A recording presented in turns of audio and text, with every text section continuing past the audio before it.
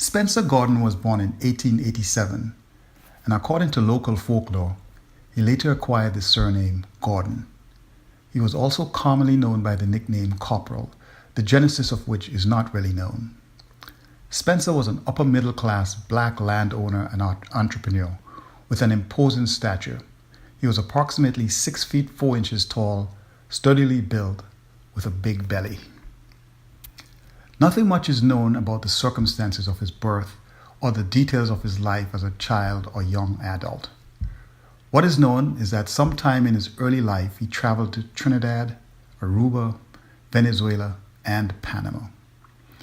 It is believed that he worked on the building of the Panama Canal, although eventually he traveled to Cuba, where he worked before returning to Grenada with what was described by some at the time as a considerable amount of money.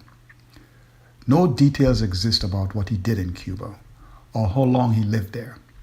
It is reasonable to assume, however, that he did gain some level of rudimentary engineering experience in Panama while working on the Panama Canal, and that experience he would later parlay into a successful side business as a contractor for the government of Grenada. The only other thing that is known about his time in Cuba is that his first 3 children, John, Princessa, and Raphael, were born there. Spencer would ultimately father 18 children with 7 different women. The names of the other 15 children are Franklin, Strawn, Romaine, Strickland, Clementina, Jeleno, Norris, Simon, Etlin, Daphne, Roden, Wilcox, Godlin, Joanna, and Dudley. Spencer eventually married Louisa Klein, with whom he had 7 children. However, he continued to have children outside of marriage. On his return from Cuba, Spencer settled in the village of Paradise in the parish of St. Andrews. There he proceeded to acquire lands and set up various business enterprises. Some of the lands were acquired through foreclosures. By his death in 1951, at the age of 64, it is estimated that he owned between 30 to 40 acres of land in Paradise and the neighboring village of Paraclete. These lands produced the typical agricultural products associated with the island: cocoa, nutmeg, and bananas. In addition, he kept various livestock on the properties, and his sons who lived with him had to share the responsibility, together with the field hands, for ensuring that the animals were fed. In addition to his land, Spencer owned a bakery, a cola factory, and a small store that sold cakes and other confectionery items. He also set up a business to handle government contracts related to land reclamation. One of the reclamation projects was Sotez Bay in St. Patrick's. Another was the land where the Grenada Boys Secondary School, GBSS, is now located in the capital city of St. George's.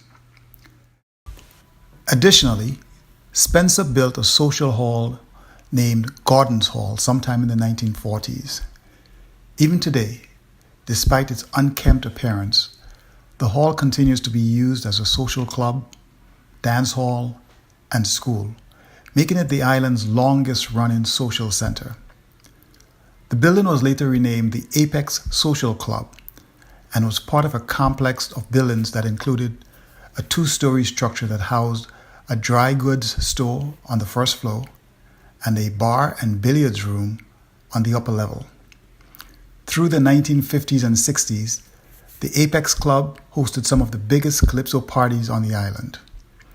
On Saturday evenings, people traveled from different parishes to party and listen to local calypsonians and steel bands, and sometimes well-known calypsonians from Trinidad, including Lord Pretender and the Mighty Bomber. Spencer built his home on his land in Paradise, where he reigned over his employees. That included 2 servants, numerous field hands, and other employees who tended to his other businesses. As a matter of habit and identity, he always carried a gun and rode on his mule, accompanied by his dog, on his daily visits to oversee his properties. Spencer was also notorious for impounding stray animals that trespassed onto his properties. Owners would have to pay him to get the animals back. As a parent, Spencer was very stern and did not shy away from corporal punishment, even with the children who did not live under his roof. This sternness carried over into his interactions with his workers. It was not unusual to find him seated on a chair on his porch while reprimanding an employee or one of his kids for some type of transgression. His strong discipline was also evident every morning as workers were required to line up in the yard to sharpen their cutlasses on a stone wheel before filing off to the lands to work. Despite his wealth and influence in the community, Spencer was a relatively quiet man who did not readily share his personal life with anyone, including his family. He managed his businesses with the professionalism and austerity that one would expect of a savvy and successful businessman of his time. He did not live lavishly, although to many in his community, he was probably considered a very wealthy man. He had the only telephone and radio in Paradise, so it was common for people in the community to gather at his place to listen to the cricket matches whenever the West Indies team was playing. Spencer's wealth, somberness, firmness, austerity, and imposing stature all contributed to the high level of respect he was accorded within his community. This in addition to the fact that he was an important employer in the community. Spencer identified as a Catholic, although he was not an active practitioner. He was, however, active in the Rosicrucian order, which does not have a religious affiliation. Spencer suffered a major heart attack while taking his customary walks through his lands. He was discovered hours later by someone who was walking at night on the main road and noticed a light in the bushes. It was a light from Spencer's flashlight. Spencer died 6 months later on May 20th, 1951, and was buried at the Grand-Bras Cemetery in Grenville, St. Andrews. In his will, he bequeathed his lands and other properties to his wife and all his children. He also donated the lands on which the Paradise Seventh-day Adventist Church and the Church of God Seventh-day were built. Today, Spencer's children and their progeny can be found in Grenada, England, Canada, and the United States.